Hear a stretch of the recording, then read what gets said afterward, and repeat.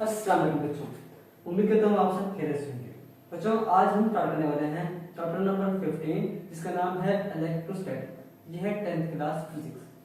बच्चों इसके हम कर रहे हैं एक्सरसाइज शॉर्ट क्वेश्चन। सबसे पहला जो शॉर्ट क्वेश्चन है बच्चों वो है state columns law of electrostatics and right it's mathematically form. कि हमने एक्सप्लेन करना है कॉलम्स लॉ को, ठीक है, और इसकी मैथमेटिकली जो इसकी फार्मूला होगा वो क्या होगा। ठीक है बच्चों, तो स्टार्ट करते हैं। The magnitude of electrostatic force between 2 point charges.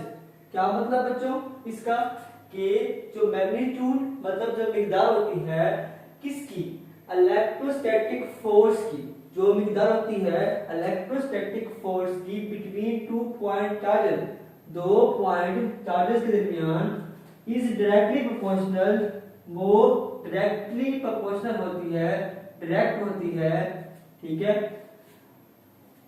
उसके तनासब रास्त होती है टू द प्रोडक्ट ऑफ, किसके, प्रोडक्ट के मतलब के हासिल तरफ के, ऑफ मैग्नीट्यूड ऑफ, मैग्नीट्यूड किसकी, मिकदार किसकी, ऑफ दीज चार्जेस। ठीक है बच्चों, magnitude of these charges and inversely proportional, और तनासब मकबूस होती है to the square of the distance between them. मतलब के जो डिस्टेंस होगा उनके क्या होगा, उनके फासले के इनवर्सली प्रोपोर्शनल होगा। ठीक है, कॉलम्स लॉ ये कहता है कि जो फोर्स है, जो फोर्स अप्लाई की जा रही है, ठीक है, इलेक्ट्रोस्टैटिक चार्जेस के ऊपर, ठीक है, वो क्या है, वो इन चार्जेस के डायरेक्ट प्रोपोर्शनल है बड़ी, वो उनके तनासब रास्त है, जबकि जो फासला है, फासले का जो स्क्वायर है बड़ा, जो फासले का मुरब्बा है बड़ा, वो क्या है बच्चों, वो उसके इनवर्सली प्रोपोर्शनल है किसके, फोर्स के। इसको कहते हैं कॉलम्स का लॉ।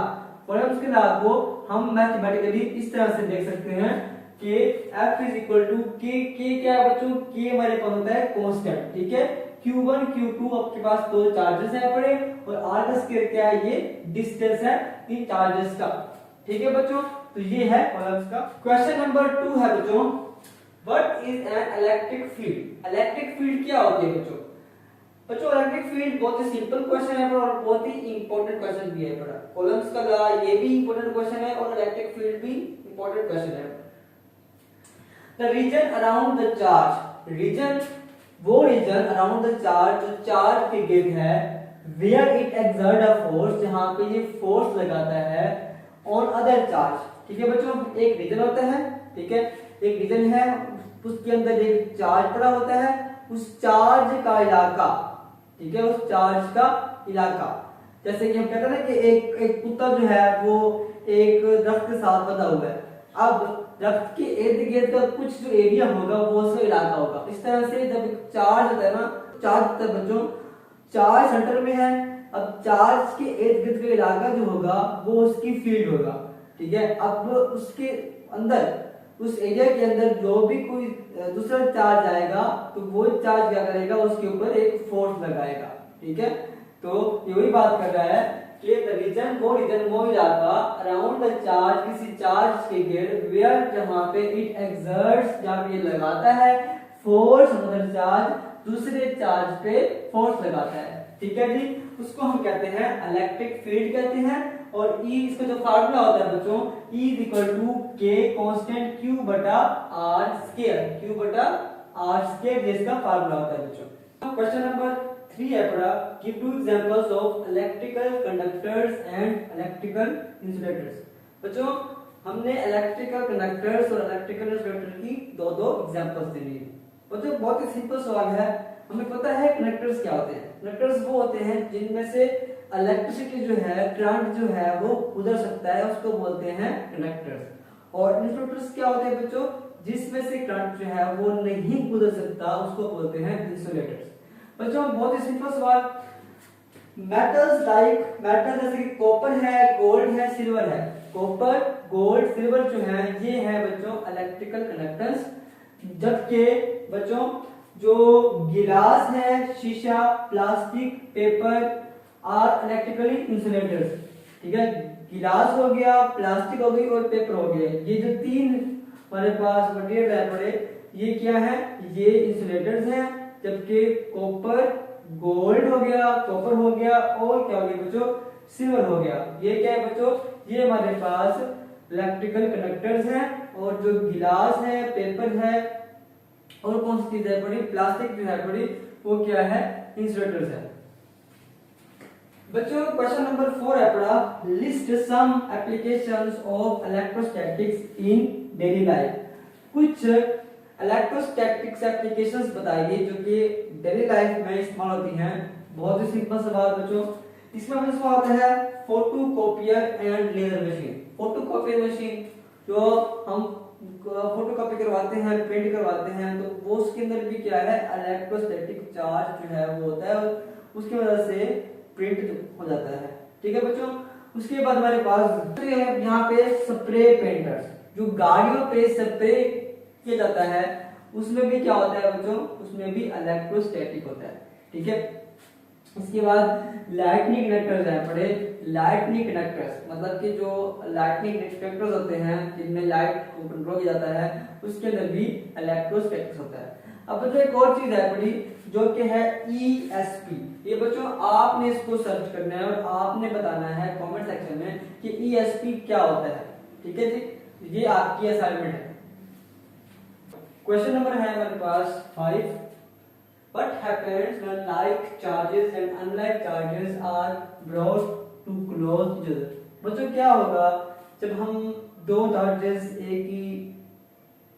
मतलब एक पोलैरिटी के और उसके बाद दो चार्जेस जिसकी पोलैरिटी मुख्तलिफ हो, अगर हम आपस में करीब लेके आए तो क्या होगा। ठीक है बच्चों। When like charges, अगर एक तरह के चार्जेस, ठीक है, आर ब्रॉट टू क्लोज, अगर हम एक तरह के चार्जेस को आपस में एक दूसरे के करीब लेके आएंगे तो क्या होगा, they repel to each other, तो वो आपस में खुद को रिपेल करेंगे। बच्चों सेम चार्जेस मतलब कि सेम चार्जेस अगर पॉजिटिव है तो पॉजिटिव है तो क्या करेगा बच्चों, पॉजिटिव पॉजिटिव को रिपेल करेगा। ठीक है, नेगेटिव नेगेटिव को रिपेल करेगा। मतलब एक जैसे चार्जेस जहां भी होंगे एक दूसरे की मुखालफत करेंगे, एक दूसरे को धकेलेंगे पीछे। ठीक है बच्चों। When unlike charges brought to close each other, अब जब हम ऐसे चार्जेस को करीब लेके आते हैं जिनकी पोलैरिटी मुख्तलिफ हो, अनलाइक हो, सेम ना हो, तो क्या होगा बच्चों, तो they attract to each other, तो ये एक दूसरे को कशिश करेंगे बच्चों। अगर एक पॉजिटिव है एक नेगेटिव है दूसरे को कशिश करेगा। ठीक है, अगर दोनों पॉजिटिव हैं दूसरे को रिपेल करेंगे, अगर दोनों नेगेटिव हैं दूसरे को रिपेल करेंगे। ठीक है बच्चों, सिर्फ मुखालिफ चार्जेस पॉजिटिव नेगेटिव को अट्रैक्ट करेगा, मतलब अनलाइक चार्जेस अट्रैक्ट करेंगे और सेम लाइक चार्जेस जो होंगे वो दूसरे को रिपेल करेंगे। जी बच्चों क्वेश्चन नंबर हमारे पास 6 है बड़ा, What is meant by electrical breakdown and when does it occur? बच्चों इलेक्ट्रिकल ब्रेकडाउन क्या होता है, इसको समझने से पहले हम कंसेप्ट लेते हैं लाइटनिंग का। जब आसमान पर बिजली कड़कती है, लाइटनिंग होती है, तो वो जो लाइटनिंग नीचे गिरती है ऐसे हमें दिखाई देती है लाइटनिंग होता हुआ, तो वो होता है ब्रेकडाउन। ठीक है जी। इसी तरह से जब किसी जगह पर इलेक्ट्रिसिटी का शॉक होता है, ठीक है, जब शॉक होता है मतलब जब वायर ट्रिप हो जाती है तब भी कहते हैं हम ब्रेकडाउन। जब लाइट अचानक से चली जाती है या ट्रांसफार्मर जो होता है वो खराब हो जाता है, ठीक है, उसको कहते हैं ब्रेकडाउन। अब बच्चों कंसेप्ट क्या है इसका, electrical breakdown occurs when a strong electric field passes through a gas. जब स्ट्रॉन्ग इलेक्ट्रिक फील्ड क्या करेगी, पास करेगी किससे, गैस से। ठीक है, गैस की मॉलिक्यूल से, तो क्या करेगी वो वहां पे, तो causing its atoms to ionise, तो वहां के एटम्स होंगे जो एटमॉस्फेयर, अगर हम एटमॉस्फेयर लेते हैं, एटमॉस्फेयर में गैसेस है पड़ी। अब जब electric field, strong electric field जब वहां से गुजरेगी तो वहां एटमॉस्फेयर में जितने मौजूद पार्टिकल्स होंगे, एटम्स होंगे, उनको क्या कर देगी, आयनाइज कर देगी, मतलब उनको चार्ज कर देगी। ठीक है बच्चों। Ionising creates free electrons. बच्चों आयोनाइज क्या करेगा, आयोनाइज का जो प्रोसेस होता है वो फ्री इलेक्ट्रॉन्स पैदा करेगा, क्रिएट करेगा, एंड आयंस और आयंस भी बनाएगा, विच कैन जो क्या करेंगे, विच कैन कंडक्ट इलेक्ट्रिसिटी जो कि बिजली को कंडक्ट करेंगे, इलेक्ट्रिसिटी को कंडक्ट करेंगे।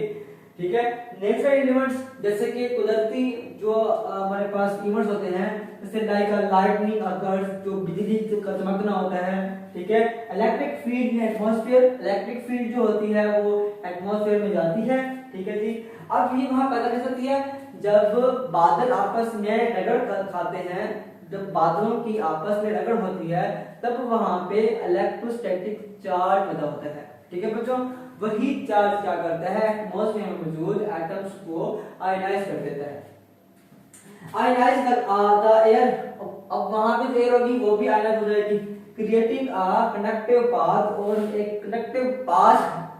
कंडक्टिव पाथ को बिल्ड कर देगी फॉर द डिस्चार्ज, मतलब डिस्चार्ज होने के लिए, जैसे लाइटनिंग का गिरना। तो क्वेश्चन नंबर 7 है, what are the dangers of static electricity.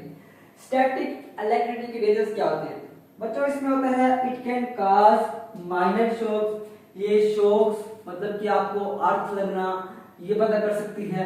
ठीक है, उसके बाद व्हेन टचिंग मेटल्स ऑब्जेक्ट, जब नमी आ जाती है मेटल ऑब्जेक्ट के ऊपर और उसके पास कोई तार पड़ी होती है तो क्या होता है, तो उससे इलेक्ट्रोस्टैटिक जो चार्ज होता है वो उन वाटर वेपर्स के ऊपर आ जाता है, जिससे जब आप उसको छूते हैं तो आपको थोड़ा सा शॉक लगता है। एक तो इसका डेंजर ये हो गया। अच्छा बच्चों, डैमेजिंग इलेक्ट्रॉनिक्स कंपोनेंट्स, अगर कोई इलेक्ट्रॉनिक कंपोनेंट्स होता है डैमेज, जैसे एक तार है, तार के थोड़ा जो इंसुलेटर का कवर होता है अगर वो जाता है डैमेज, तो वहां भी क्या होता है, वहां पर भी ये पैदा हो सकता है और ये आपको करंट लगा सकता है। ठीक है बच्चों, एंड उसके बाद मतलब ये लाइटनिंग इग्नाइटिंग मतलब कि पैदा करना, किसको पैदा करना, थोड़ी सी चिंगारी, अगर चिंगारी पैदा होगी तो अगर कोई चीजें पड़ी हुई है फ्लेमेबल उनमें आग लग सकती है, तो ये भी क्या है, इसका डेंजर है थोड़ा। तो बच्चों ये इसके क्या है, ये इसके डेंजरस हाजर्ड्स हैं पड़े स्टैटिक इलेक्ट्रिसिटी के, इसके स्टैटिक इलेक्ट्रिक चार्ज के। तो बच्चों उम्मीद करता हूँ आपको इस चैप्टर की समझ आ चुकी होगी। अगर किसी क्वेश्चन में समझ नहीं आए तो आप उस क्वेश्चन का नंबर कमेंट में लिख सकते हैं, फिर मैं आपको इसके ऊपर मजीद डिटेल दे दूंगा।